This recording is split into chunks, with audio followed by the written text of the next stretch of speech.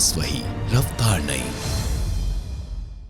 हाय, मैं उर्मिला कोरी। आप देख रहे हैं प्रभात खबर .com। आज हमारे साथ है बिग बॉस के कंटेस्टेंट शार्दुल पंडित।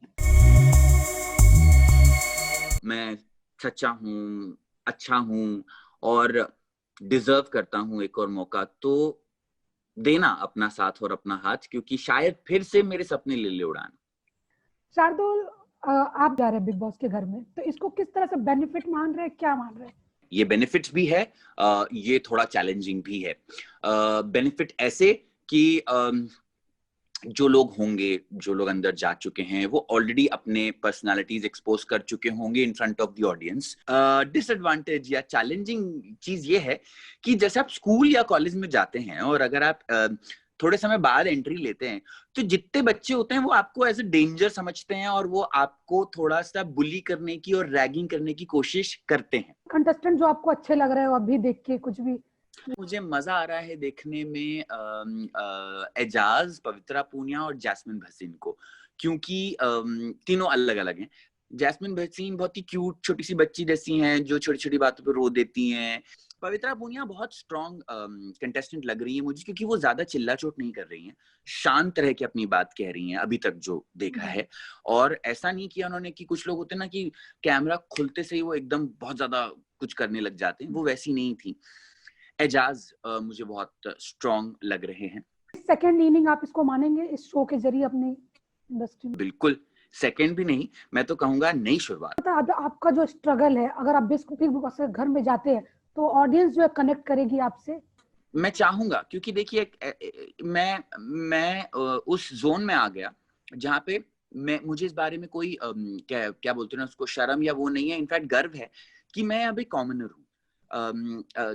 क्योंकि क्या होता है, जब हम शो देखते हैं तो हम देखते हैं ये सेलिब्रिटी है, इसने ऐसे शोज किए, इसने वैसे किए, इसने ये किया, पर हमने आज तक ये नहीं देखा है कि एक सेलिब्रिटी है जिसका सेलिब्रिटी स्टेटस बनने से पहले खत्म हो गया और अब वो एक नई शुरुआत कर रहा है। तो स्ट्रगल बहुत लोगों ने झेला है, बहुत ही नेगेटिव खबरें भी आई, लोगों ने सुसाइड किया, क्या क्या, तो आपका क्या कहना उस पे, क्योंकि आप बहुत ही खुद एक बड़े फेस से गुजरे हैं?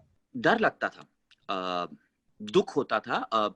इनफैक्ट मैं जिस हालत से गुजर रहा था, फाइनेंशियल लॉसेस थे उस वक्त, कोई पैसा नहीं था। मैंने आपको बताया कि रेंट पे करने के लिए मैंने अपनी कार तक बेची थी। जब इस समय ऐसी न्यूज आ रही थी ना, मैं आपको बता नहीं सकता हूँ कि कई बार तो ऐसा लगा कि क्या मैं भी एक हेडलाइन बन के रह जाऊंगा। लेकिन उससे मैंने एक चीज सीखी कि जब एक ऐसा फेज आपकी जिंदगी में आता है, आपको एक यहाँ से नहीं यहाँ से डिसीजन लेना चाहिए। हाँ, क्या स्ट्रेटेजी लेके जा रहे हैं आप बिग बॉस के घर में? जीरो स्ट्रैटेजी, क्योंकि मैंने ये बात बिग बॉस वालों से भी कही थी जब उन्होंने पूछा था कि आपकी स्ट्रैटेजी क्या होगी। मैंने कहा देखिए, आप 14 साल से ये शो बना रहे हैं, मैं इतना शाना तो हूं नहीं कि आपको बेवकूफ बना सकूं। आप लोगों में ज्यादा समझ बूझ है मुझसे। बात की जाए कि आपके स्ट्रेंथ और वीकनेस की, तो क्या आप अपनी एक स्ट्रेंथ और वीकनेस बताएंगे जो बिग बॉस के घर में आपको ब्रेक या मेक करेगा?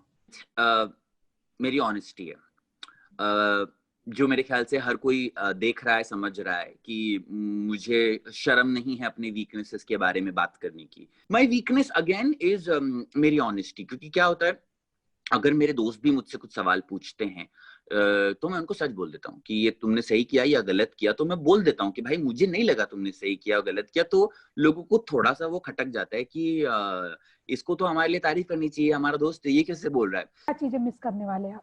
मैंने सुना है कि वहाँ पे कॉफी नहीं मिलती है, और मैं ज्यादा तो मतलब मैं से पतला दुबला सा लड़का हूँ, तो मुझे अगर कॉफी दे दी जाए तो मैं बिना खाने के भी रह सकता हूँ, पर कॉफी नहीं मिलती है वहाँ। घर से निकलने के बाद क्या अपने करियर में आप चेंज चाहोगे, क्या बदलाव लाना? कि लोग मुझे काम दें, जो चेंज बहुत समय से नहीं आया है। दूसरा तो मुझे अब लोगों को ये नहीं बोलना पड़े कि हाय मैं हूँ शार्दुल और मैंने ऐसा ऐसा शो किया है, लोग मुझे जाने। तीसरा, उन सभी लोगों के लिए जिन्होंने लाइफ में स्ट्रगल देखा है, फेलियर देखा है, डार्कनेस देखी है, मैं एक एग्जाम्पल बनूं। अच्छा, जाते जाते अपने फैंस से आप क्या कहना चाहेंगे? एक शब्द बोलता था, ज्यादा तो मेरे फैंस अभी तक हैं नहीं, शायद अब बनेंगे। मैं हमेशा एक शब्द बोलता था कि फैंस नहीं सपोर्टर्स होता है, क्योंकि कोई भी सेलिब्रिटी किसी के सपोर्ट के बिना कुछ बन नहीं पाता है। प्रभातखबर.com, विश्वास वही, रफ्तार नहीं।